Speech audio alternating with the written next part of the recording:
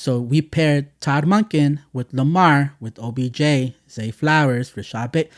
Bro, it's looking dangerous for y'all. It's looking super dangerous. Like if I were y'all, I would call in sick.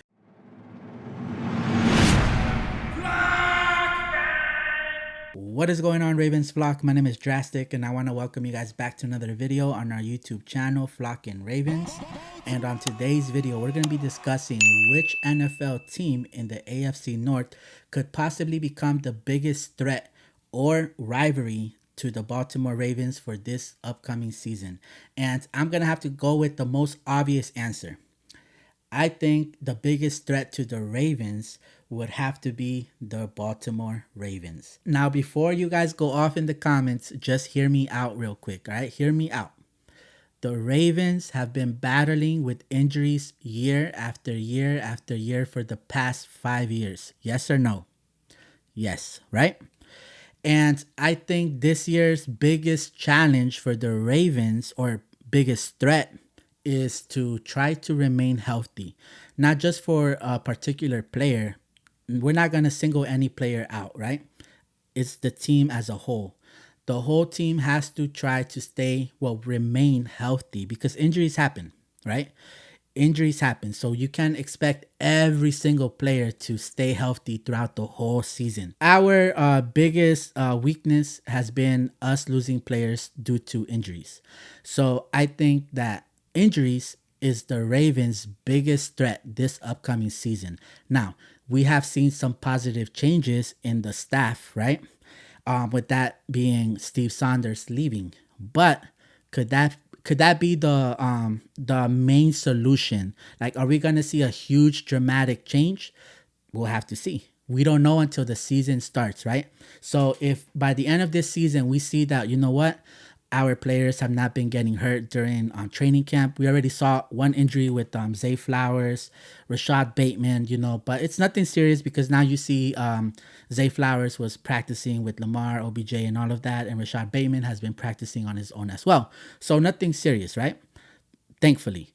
So now we have to see at the end of this season if our players are going to be able to remain healthy for the most part of the entire season. If we manage to stay healthy, then that shows us the obvious sign that getting rid of Steve Saunders was the big issue, right? That was holding on to him was the reason why we kept seeing these injuries year after year after year. So hopefully we can overcome all these injuries and have a different outcome, right, in the season, where we're going to go to the promised land, right? And hopefully it's all of our players, right? So now that you heard what I had to say about the Ravens being the Ravens' biggest threat this season, would you guys agree with me? Let me know down in the comments, okay? But anyways, let's move on to who's going to be the Ravens' biggest rivalry for this upcoming season. This upcoming season, I feel that we might all witness the birth of a real rivalry between the Ravens and the Cleveland Browns. Yep, the Cleveland Browns. Why? Because they have a brand new quarterback that is not a sorry quarterback. Let's be honest. Deshaun Watson, forget about everything he's done. Like, if you only had to judge him by his play, you guys know that Deshaun Jackson is not a horrible quarterback. He's a really good quarterback, right? At one point, he was right next to Patrick Mahomes, neck to neck. Yes or no? So now that the Browns not only have Deshaun Watson, but they're getting him some pretty decent pieces around him. Who to throw to, his O-line, on the defense side. They're getting Deshaun Watson prepared to have a great season this upcoming season, right? And we have to face him twice a year. So in that matchup, I feel that Deshaun Watson and Lamar, even though they don't play against each other necessarily, but they're obviously trying to compete against each other in a way of like, oh, you just scored, all right, I'm gonna score this drive. So they're still competing in some way, right? Because if, let's say, Lamar is throwing touchdown after touchdown, and he throws in the first quarter, he throws 2 touchdowns, and Deshaun Watson only got his team 2 field goals. he's competing against Lamar. Everybody's gonna say, "Wow, Lamar outplayed Deshaun Watson," right? So in a way, they are competing against each other, right? I feel like they're both going to really try to outplay each other, and it's gonna be a great game because now we finally have some real weapons. So it's gonna make things interesting, right? It's gonna be really interesting what Lamar could do with his new weapons, and we're going to be able to see what Deshaun Watson can do with his weapons, right? So I feel like this is going to be the birth of a new rivalry between the Ravens and the Browns for many years to come. This is going to be a huge rivalry. Not only that, but keep in mind, this upcoming season, Deshaun Watson has to justify why the Cleveland Browns paid him the money that they paid him, right?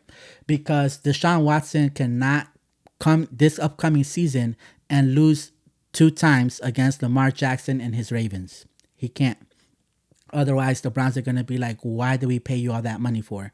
Like, what's different from us having Baker and having you now? We were already losing the same way with Baker, and we were even winning at least once out of those 2 times that we faced each other. So what's different with you? The only difference is we overpaid you, right? So Deshaun Watson has to prove he's worthy of getting paid the money that he got paid from the Browns, right? And you guys know what it looks like Lamar Jackson versus Deshaun Watson. Like when he was playing with the Texans, you guys saw like Lamar Jackson outplayed Deshaun Watson, right?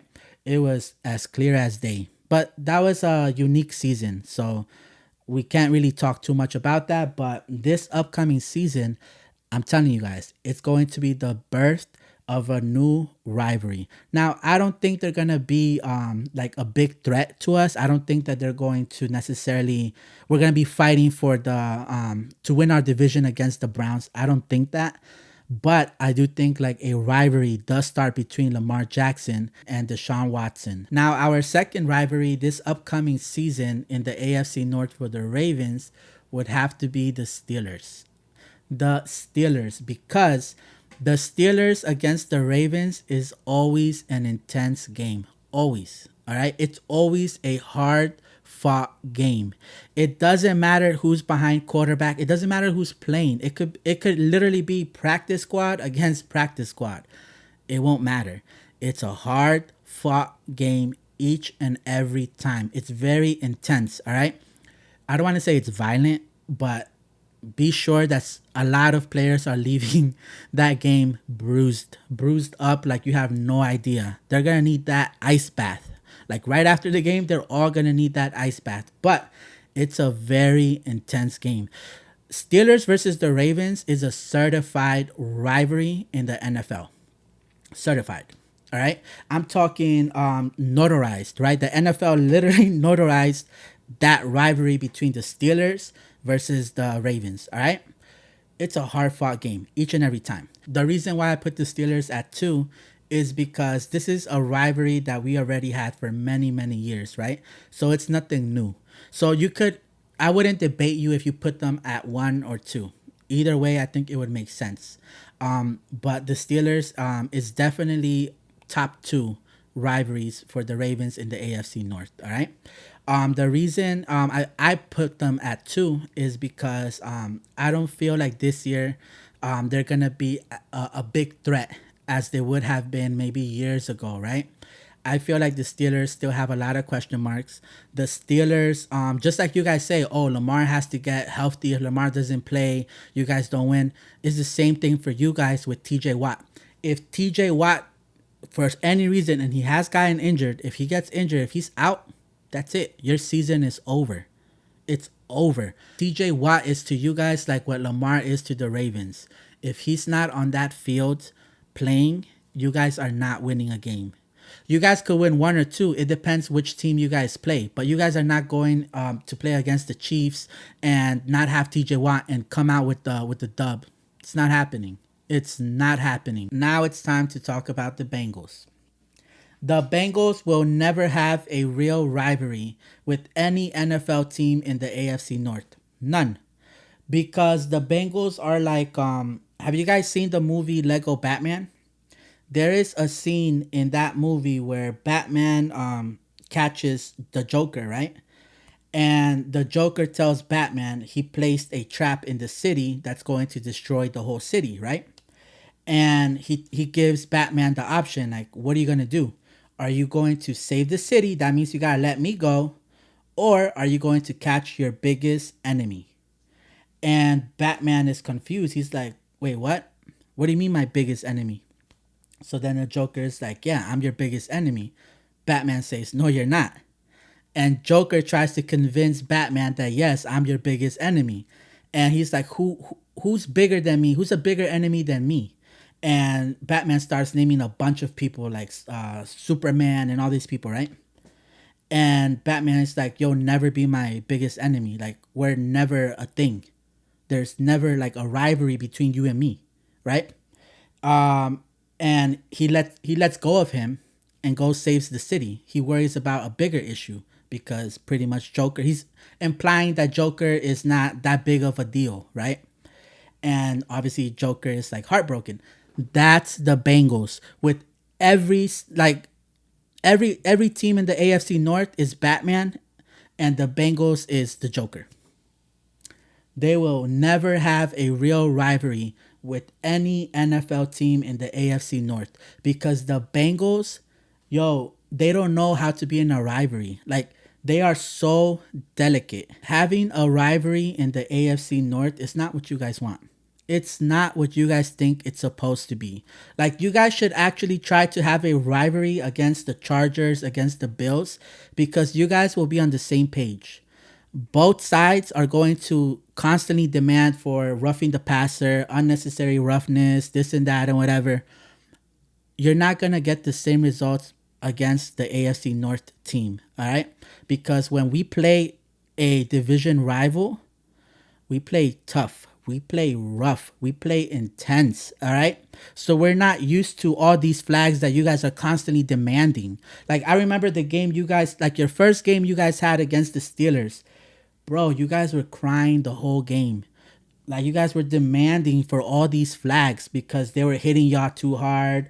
The time of it. I'm sorry, but you guys are not good. Like, get over it. Get up and try again. Stop crying. Right? And then when we played you guys, it was the same thing. Y'all accused Calais Campbell of purposely injuring one of your linemen. Calais Campbell, like, bro, what are you guys talking about? Calais Campbell is like the nicest person in the whole entire league. I think he even won like the Walter Payton Award. That's not his style, bro. He will not purposely injure anybody. That's not what he does. And then you guys were saying, when Roquan Smith, y'all were just getting mad that he was bringing you guys down. And you guys were like, oh, roughing the passer. Unnecessary roughness and all of.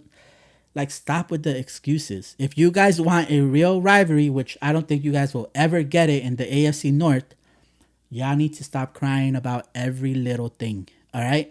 And it's not just the players. It's the especially the fans, bro. The fans. You guys whine about every little thing, bro. Like, I can't stand the Bengals fans. I can't. I really cannot, bro. You guys literally want everything just handed to you guys. You guys wanted the NFL to praise you guys because you guys did what you were supposed to do against the Ravens practice squad. You guys wanted the NFL to say, wow, did you see what they did against the Ravens practice squad? The numbers they put up, yo, they're the biggest threat in the whole, for any NFL team. Why? You guys did what you're supposed to do against a practice. Your starters did what they were supposed to do against a practice squad. If they didn't, I would be worried. All right? If you guys didn't get the numbers you guys got, I would be very concerned. All right, I would be very concerned.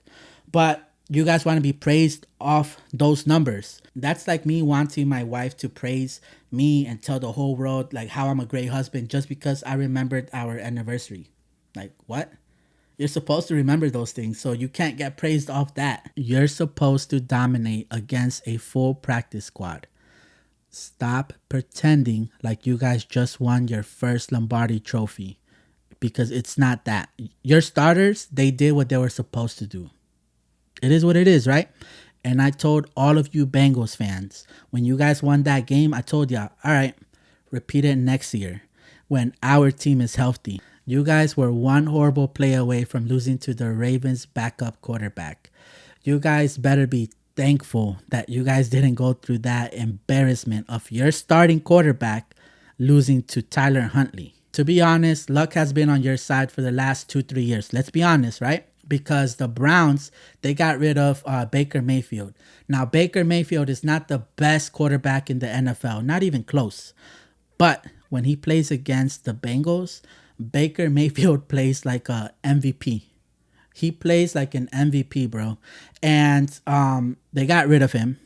And with you guys' luck, they signed Deshaun Watson, who got suspended for like the first 12, 14 games, right?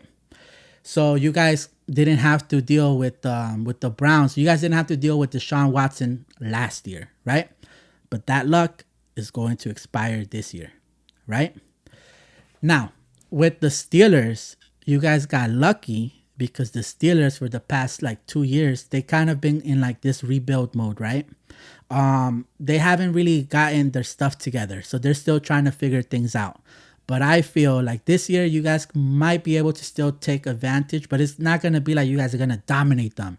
I feel like the Steelers do have a chance to actually beat y'all once or twice. At least once. You guys are going to have to split it at least one time against the Steelers. Okay? So that's with the Steelers. Now, with the Ravens, you guys been lucky that Lamar Jackson has been handicapped by Greg Roman, our old offense coordinator. Because Lamar Jackson doesn't really need the best of the best weapons, all right? There's some slight truth to that, but I don't think that's like the only and most obvious reason why he wasn't able to have success. It's been because our offense coordinator, all right? He's not the best play caller. It's that simple. You could listen to whatever you guys want about, oh, look what he did to Colin Kaepernick, this. I don't want to hear none of that, all right? He's just simply not the best play caller. But now we moved on from Greg Roman. And guess who's our offense coordinator? Todd Monken, the same offense coordinator that used to be the Browns offense coordinator. Meaning the same offense coordinator that used to whip y'all back to back every season. Twice a season. That's our new offense coordinator. So we paired Todd Monken with Lamar, with OBJ, Zay Flowers, Rashad Bateman. Bro, it's looking dangerous for y'all. It's looking super dangerous. Like, if I were y'all, I would call in sick. I'm be honest with you. Call in sick. It's looking super dangerous for you guys. Anyways, guys, that's it for me. I'm going to see you on the next video. Make sure to like and subscribe to this channel. And also make sure to share this channel with family, friends, and anyone who you may know is a Ravens fan. Let them know what's the channel to come to if they want to stay connected to the flock. And with that, I'm going to see you on the next one.